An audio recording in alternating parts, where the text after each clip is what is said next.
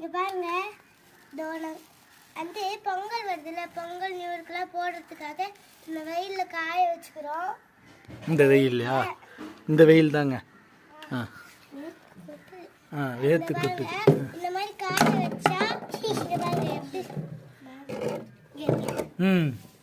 இந்த மாதிரி காய வச்சா இப்படிதான் இருக்கும். கவரோட காய வைக்கணும்.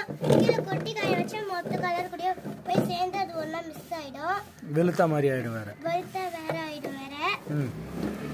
அதனால இப்போ வந்து எங்கள் அம்மா வந்து கவரோட வச்சுருக்காங்க.